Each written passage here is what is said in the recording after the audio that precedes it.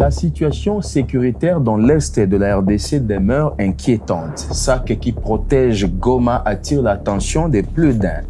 Le VPM de la Défense nationale est même sur terrain question de remonter le moral des FARDC et assister les victimes.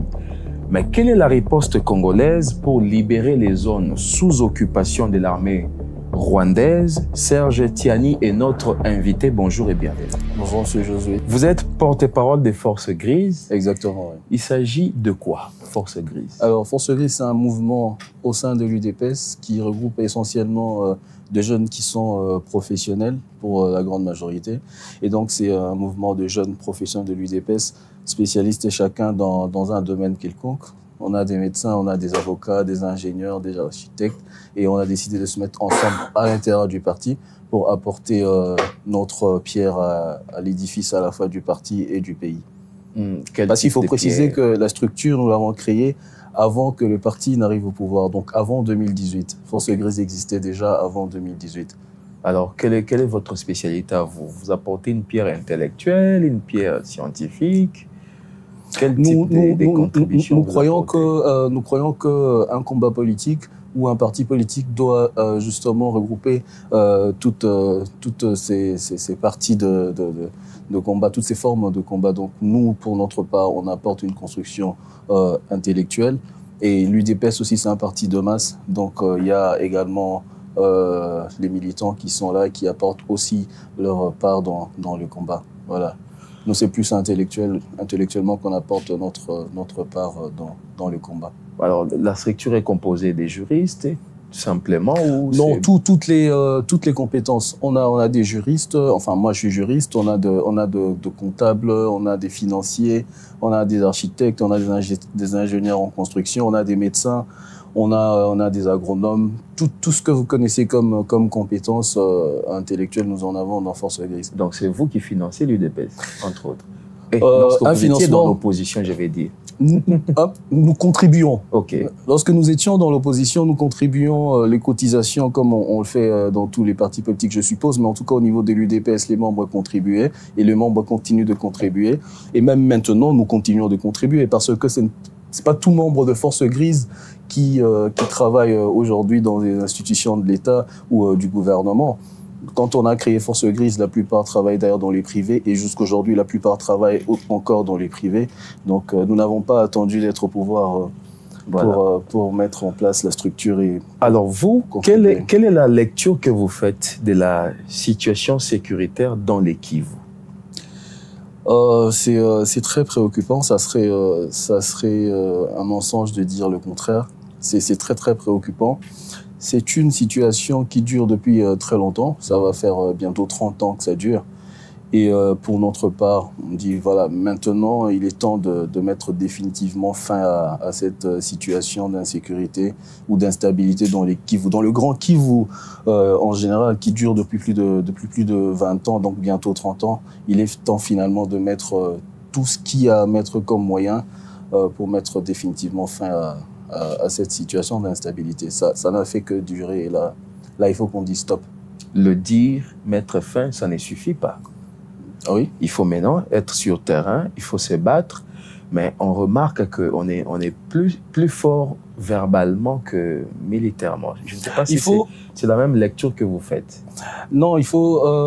moi, je ne suis pas vraiment d'accord avec tous ceux qui jettent la pierre sur notre armée. Il faut repartir de très loin. L'armée que nous avons aujourd'hui est une armée qui est issue d'un très long processus. Il y a eu les processus de brassage, mixage, qui n'ont fait que fragiliser d'ailleurs l'armée et tout l'appareil sécuritaire. Et donc, ça serait un peu trop facile et ça serait faire les jeux de l'ennemi que de commencer nous-mêmes à jeter la pierre sur notre armée qui fait de son mieux pour nous défendre. Ça serait plutôt, moi je pense qu'en tant que patriote, il faut plutôt qu'on aille dans le sens d'encourager les efforts que l'armée est en train de fournir et d'essayer de pousser, de bousculer chacun à son niveau, comme il peut le faire, parce que vous le faites maintenant d'ailleurs avec le média, que chacun essaie à son niveau de faire ce qu'il y a à faire pour qu'ensemble, nous puissions unir les forces et définitivement mettre fin à ça. Donc, notre armée victime a été déstructurée depuis Sun City. Les processus, tous ces différents processus pour finalement arriver à la paix, nous remarquons que ça n'a fait que déstructurer l'armée, fragiliser tout l'appareil sécuritaire. Nous n'avons pas intérêt, nous, à jeter encore la pierre sur notre armée. C'est pas comme ça que nous voyons les choses. Nous constatons qu'il y a des faiblesses, nous essayons à notre niveau parce que nous proposons des pistes de solutions. Généralement, nous faisons des écrits que nous donnons à qui de droit en proposant des pistes de solutions. Mais il ne faut pas attendre de nous qu'on jette la pierre sur notre armée. Alors vous, maintenant, en tant que force grise, qu'est-ce que vous faites? À quel niveau se situe votre contribution? Notre contribution, c'est vraiment des contributions où on va écrire des mémos, où on va essayer de proposer des réflexions stratégiques et on les transmet à qui de droit. Et notre plaisir, c'est de voir que parfois certaines de nos propositions sont mises à exécution. Alors, pourquoi, je vais dire, l'énergie qu'on sent pour que Goma ne tombe pas, pourquoi nous la mettons pas pour récupérer les zones qui sont sous occupation? Je vous parle par exemple de Bunagana qui fait plus de 500 jours occupés, sous occupation de l'armée rwandaise, sous occupation de l'armée ougandaise. Pourquoi nous ne sentons pas l'implication aussi dure des autorités quand il s'agit par exemple de Goma? Non, il y a un problème déjà, il y a un problème de narratif et ça nous l'avons dit dernièrement. Le narratif qui consiste à dire que Goma ne va pas tomber, il n'est pas bon ce narratif-là. Une partie de notre pays est déjà occupée. Voilà. Le Congo, c'est 2 345 000 km². Lorsqu'un seul centimètre est occupé, ça veut dire que toute la République devrait être en principe inquiète. Une partie de notre territoire est occupée. Et ce narratif de dire que Goma ne tombera pas, ça a tendance à créer une nouvelle frontière qui n'existerait que à partir de Goma. C'est comme si on excluait toutes les autres parties de la République qui étaient occupées de la République. Donc nous, pour notre part, nous ne sommes pas d'accord avec ce narratif-là. Goma ne tombera pas, oui, mais il faut plutôt aller dans le sens de dire que l'énergie est mise aujourd'hui dans la bataille pour récupérer tous les territoires congolais occupés à ces jours par les terroristes du M23, financés matériellement, financièrement, soutenus par le Rwanda. Ça, il y a plus aucune ambiguïté là-dessus parce que toutes les autres structures de l'ONU et d'autres structures indépendantes internationales ont également confirmé cela. Donc, le narratif de dire que Goma ne tombera pas, nous ne sommes pas d'accord avec ça. Et c'est quelque chose qu'il faut rapidement corriger. Parce que, en fait, cette guerre, il faut la mener à plusieurs niveaux. Et il y a la guerre, il y a le niveau médiatique qui, à mon avis, ne suit pas. Parce que la guerre, c'est aussi une guerre médiatique. La guerre médiatique ne suit pas. Est-ce que quand vous suivez la RTNC, vous avez l'impression de vivre dans un pays qui est occupé? Enfin, moi, j'ai pas cette impression-là quand je suis la RTNC, qui est le média national. Les programmes de la RTNC, moi, je voudrais vraiment qu'on me réponde. Et là, on va même pas me faire le procès d'être un opposant, parce que je fais partie des plus farouches défenseurs du président de la République. Je vous ai dit que je faisais partie de Force Grise. Donc, on me fera pas le procès d'un opposant qui vient dire des choses contre le président, pas du tout. Ce procès-là, déjà, on peut pas me le faire. Mais c'est des questions qu'on devrait poser. La RTNC aujourd'hui, moi, je n'ai pas l'impression de regarder une chaîne nationale d'un pays qui est agressé. Pas du tout. La programmation de la RTNC, en principe, devrait complètement changer. La grille des programmes devrait complètement changer. On devrait avoir, pour une grande partie de l'antenne, des émissions qui puissent réveiller la conscience historique de Congolais. Parce qu'on n'est né pas avec une conscience historique. La conscience historique, on l'a construit, on l'a bâti. Et c'est ça qui fait un peuple soudé, un peuple uni. Une nation, c'est pas un don du ciel, ça tombe comme ça et on va naître congolais et d'office on va aimer le Congo. Non, il y a un travail qui doit être fait tout autour pour aimer ce pays. Et ce travail-là se fait entre autres par la culture, par les médias. Mais les médias congolais, qu'est-ce qu'ils font aujourd'hui pour que le Congolais, à tous les niveaux où qu'il se trouve, puisse être au même niveau d'information et de formation? Parce que le Congo est très grand, il ne faut pas se leurrer. Moi, j'ai eu la chance de voyager vraiment à l'intérieur de ce pays. Nous avons un magnifique pays et qui est très grand. Dans ce pays aujourd'hui, je vous assure, il y a des endroits dans ce pays où vous arrivez, ils ne savent même pas ce qui se passe à l'est du pays. Mais ce n'est pas de leur faute. C'est pas de leur faute. La RTNC, qui fait partie des médias le plus diffusés à plusieurs endroits dans ce pays, ne fait pas cela. Ne fait Donc pas il faut ce revoir la travail-là. programmation. Il faut revoir absolument. Parce qu'on va mener la guerre à 3 niveaux. On mène la guerre sur le terrain, nos vaillants soldats se battent. On mène la guerre sur le terrain diplomatique, c'est ce que le président de la République est en train de faire avec le ministère des Affaires étrangères. Mais la guerre médiatique, on la mène où, quand, comment? On ne la fait pas. Alors, sur le terrain maintenant, après avoir passé 5 ans de diplomatie, on sent que ça c'est vraiment ce que diront beaucoup de personnes, l'armée congolaise ne fait que reculer de plus en plus au lieu de faire reculer l'ennemi. Vous ne pensez pas qu'il faut changer de paradigme? Oui. Changer d'approche, faire la guerre par exemple? Je pense qu'il faut changer de paradigme, mais je ne vais pas non plus m'hasarder sur un schéma qui... Aujourd'hui, moi je fais confiance au président de la République. Je dis que c'est le Congolais qui a le plus d'informations par rapport à la réelle situation que nous connaissons dans l'Est du pays. Okay. C'est lui qui est le Congolais le plus informé. Donc c'est lui aujourd'hui qui sait, par rapport à la situation réelle et actuelle de notre armée, c'est lui aussi qui sait ce qu'il faut. Est-ce qu'il faut déclarer la guerre directement au Rwanda? Et puis bon, de nos jours, les nations ne se déclarent plus vraiment la guerre comme ça frontalement. On passe un peu plus par les proxys. C'est comme ça que vous verrez par exemple la guerre en Ukraine. La Russie ne parle pas de guerre, la Russie parle d'opération militaire spéciale, je crois, voilà. Un truc comme ça. Parce que ce n'est plus vraiment trop concevable que les nations membres des Nations Unies s'effacent directement à la guerre. Mais en parlant des guerres, justement, moi je pense que je laisse au président de la République et aux autres institutions de la République qui ont plus d'informations. Je leur fais confiance sur ce point-là. S'ils pensent qu'il faut déclarer la guerre, ils savent quand il faut déclarer la guerre, parce qu'il y a beaucoup de préalables avant de déclarer la guerre.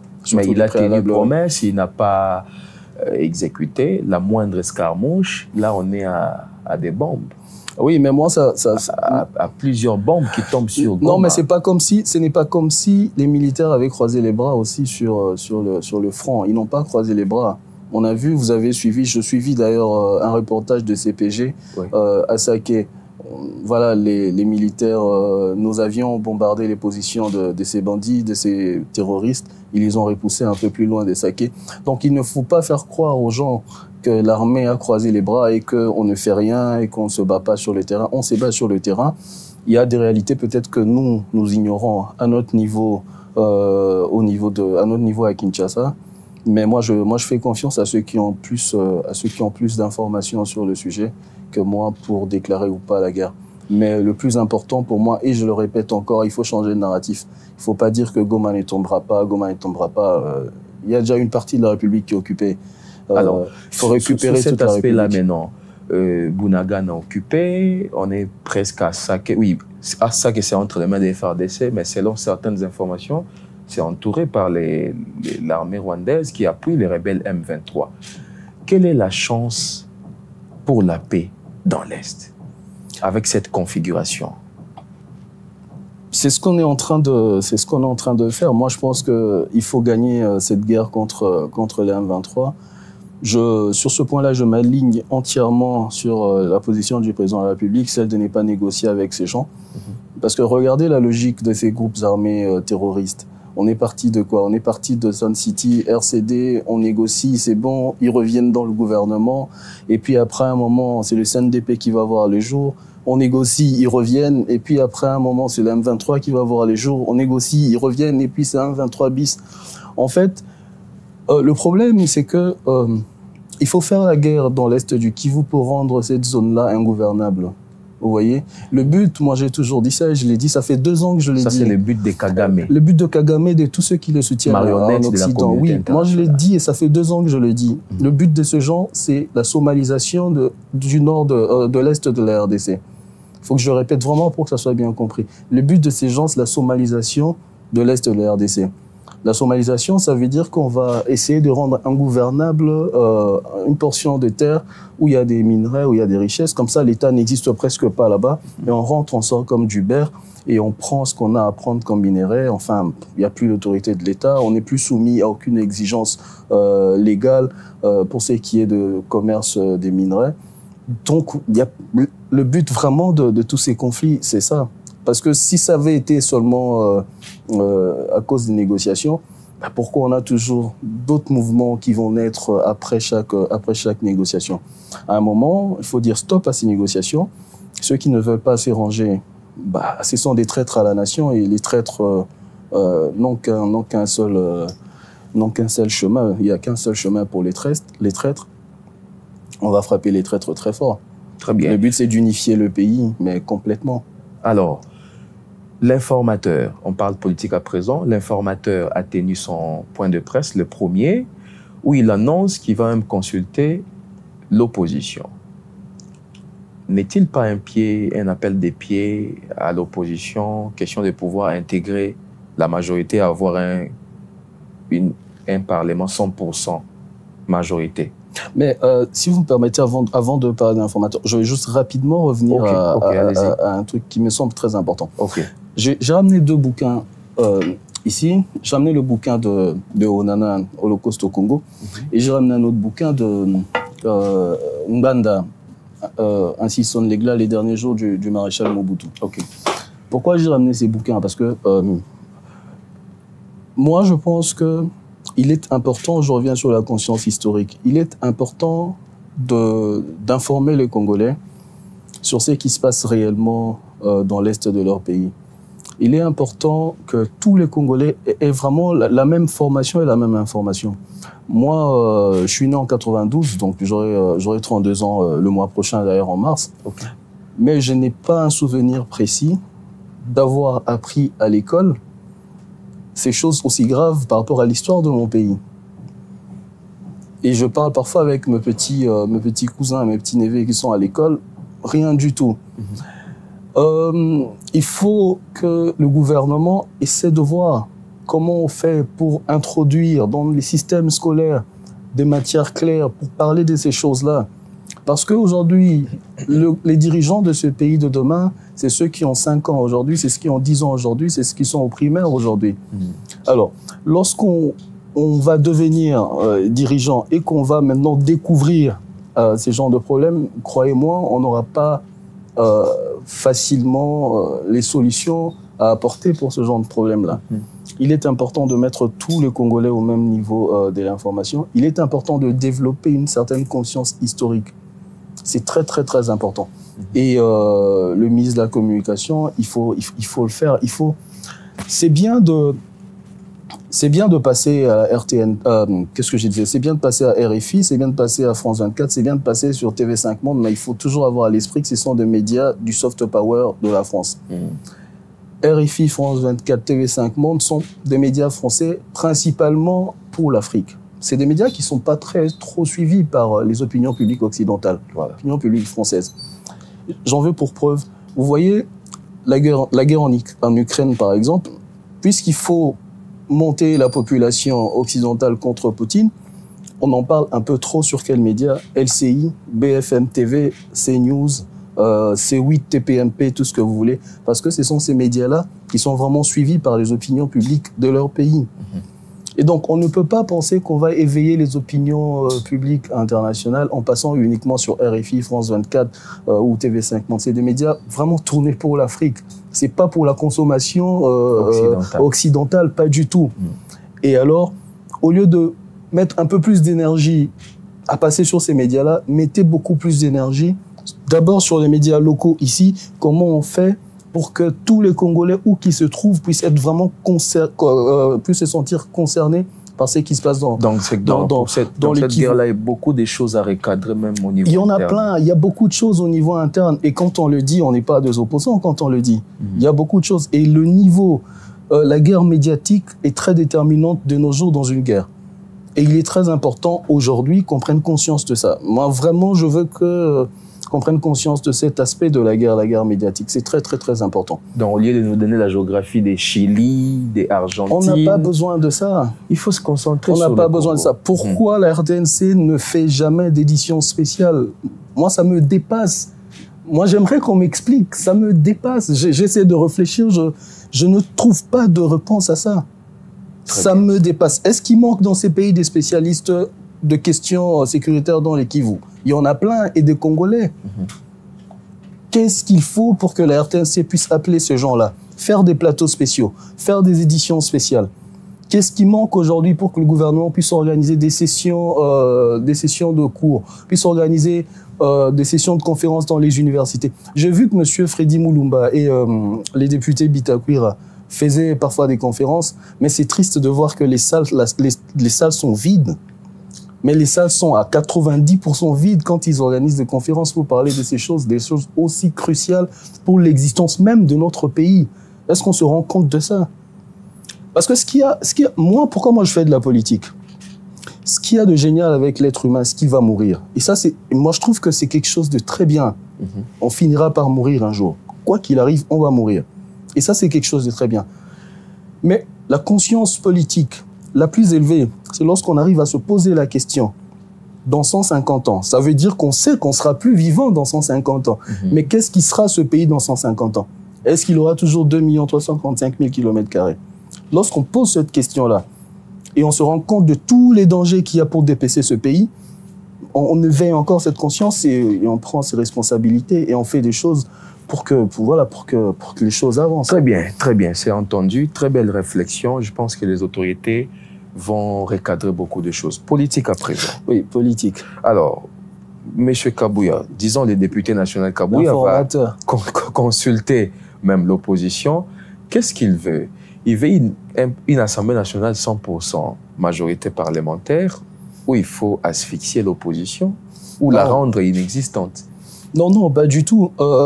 Après les élections, il n'y a pas eu de majorité clairement dégagée. Ça veut dire qu'aucun parti politique qui a concouru ou regroupement politique n'a eu 250 députés plus un. Aucun. Et donc, dans ce cas-là, parce que nous sommes un système, le système politique dans lequel nous sommes veut que le Premier ministre soit issu de la majorité au Parlement. Donc, comme il n'y a pas de majorité clairement dégagée à l'issue des élections, la Constitution autorise le président de nommer quelqu'un pour une mission d'information afin d'identifier maintenant cette nouvelle majorité. Et donc, il arrive, il cherche à identifier la majorité, il a un cahier des charges, et il va essayer de parler à la fois aux députés et aux regroupements politiques qu'il va identifier pour essayer de former une majorité de 250 plus 1 afin de permettre au président de la République de diriger confortablement. L'opposition n'a pas à avoir peur. Et maintenant, d'où vient cette stratégie de faire signer un pacte, tout ça? On revient à la période des impairs ou... Non, pas du tout. Mais lorsque vous acceptez d'être dans une majorité parlementaire pour gouverner, c'est normal qu'en tant que structure, vous soyez régi quand même par de textes internes qui s'appliqueraient à vous et à vous seul. Le règlement intérieur ne suffit pas? Les règlements intérieurs... De l'Assemblée nationale, par exemple? Non, ça concerne le fonctionnement de l'Assemblée nationale et des députés à l'Assemblée nationale. Mais lorsque une majorité sera dégagée, ça sera une structure qui sera désormais majorité parlementaire. Et moi, ça ne me dérange pas personnellement de voir une structure être régie par des règles. Comment voyez-vous le travail qu'il fera? Il ne fait-il pas face déjà à des regroupements bien connus où vous avez les PCR avec Caméré, vous avez aussi notre parti avec le Premier ministre, donc il ne fera que consulter les grands ensembles, ce qui est un travail facile. C'est pas tant facile que ça. C'est pas tant facile que ça. Si ça va faciliter à l'informateur la tâche, tant mieux, mais c'est pas tant facile que ça parce que je pense que même s'il ira voir ces gens-là et qu'ils diront qu'ils se sont constitués en un groupe bien compact, Ce sera lui maintenant, en venant le voir, leur dire ce que le président de la République attend d'eux en tant que nouvelle majorité parlementaire. Il va apporter les conditions qu'il faut et ce qu'il faut. Et en fait, ce sera à eux, tous ces groupes-là, de se soumettre aux exigences de l'informateur qui est l'envoyé du président de la République pour constituer une nouvelle majorité parlementaire. Alors, tout ce travail, c'est pour arriver à la désignation du Premier ministre. Exactement. En vue de la formation du gouvernement. Ouais. Quel est, selon vous, le profil que doit avoir ce prochain Premier ministre?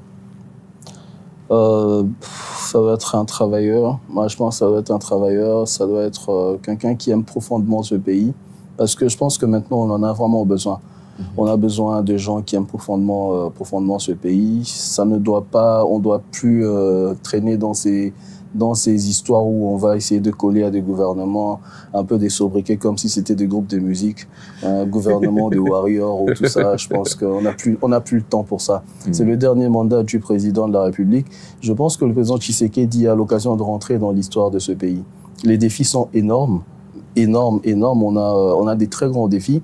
Il y a des acquis à consolider déjà, comme la gratuité de l'enseignement primaire de base, comme la gratuité de la maternité qui va finalement aller jusqu'à la CSU. Il y a la guerre dans les Kivu où on veut définitivement en finir, qu'on n'en parle plus jamais. Il y a la reconstruction d'une armée forte et républicaine. Ce sont des très grands défis du président Tshisekedi. Et on n'a pas besoin maintenant qu'on nous parle de warriors ou de je ne sais plus quoi. Non. Il faut que ce soit des gens conscients de ces défis-là, des gens capables de s'abandonner pour se donner à la République. Selon vous, un jeune ou une femme? La jeunesse, les gens, moi, c'est des choses auxquelles je n'accorde pas beaucoup trop d'intérêt. On peut être jeune et être vieux dans sa tête, hein. Tout comme on peut être vieux et être jeune. Il faut juste être dynamique et être conscient des enjeux. Être conscient des enjeux. Ce pays est très grand, il exige de nous la grandeur, comme disait Lumumba. Et à jamais, cette phrase doit maintenant résonner dans chacun de Congolais. Vraiment, il est temps vraiment qu'on soit digne de ce grand pays. Il est vraiment temps, quoi. Dernière question, vous voyez cet oiseau rare dans le présidium de l'Union sacrée? Je vois cet oiseau rare dans le Congolais. Ok. Ouais, dans le Congolais. Très bien. Merci beaucoup, messieurs Tiani. C'est ça? Chiani. Comme de père et de mère.